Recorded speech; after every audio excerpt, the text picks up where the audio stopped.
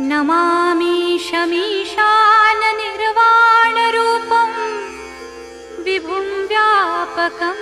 ब्रह्मवेदस्वरूपम् अजं निर्गुणं निर्विकल्पं निरीहं चिदाकाशमाकाशवासं भजेऽहम् निराकारमोङ्कारमूलं तुरीयं गिराज्ञानगोतीतमीशं गिरीशं करालं महाकालं कृपालुं गुणागारसंसारपारं नतोऽहम् तुषाराद्रिसङ्काश गौरं गभीरं मनोभूतकोटिप्रभाश्रीशरीरं स्फुरन्मौलिकल्लोलिनी चारुगङ्गा लसद्भालबालेन्दुकण्ठे भुजङ्गा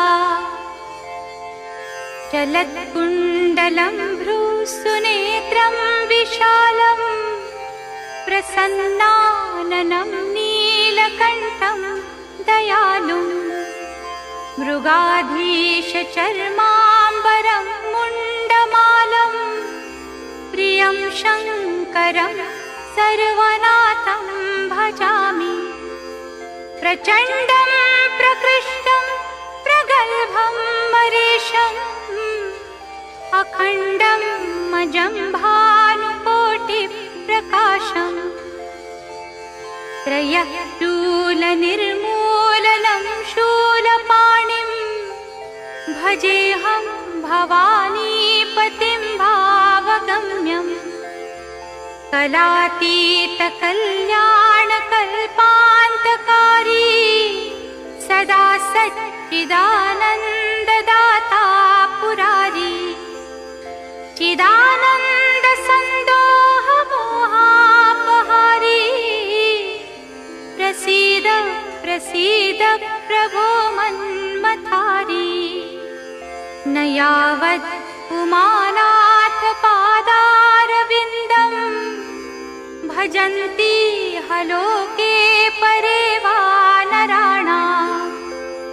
न तावत् सुखं शान्ति सन्तापनाशं प्रसीद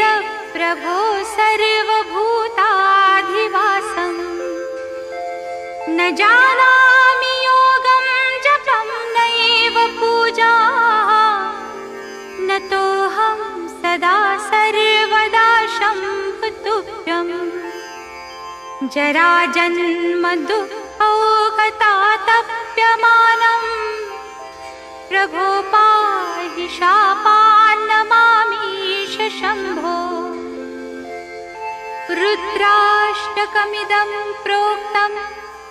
विप्रेण हरतुष्टये ये पठन्ति नरा भक्त्या तेषां शम्भुः प्रसीदति इति श्रीमद् रामायणे विप्रकृतं रुद्राष्टकं श्रीशिवार्पणमस्तु। ॐ शान्ति शान्ति शान्ति।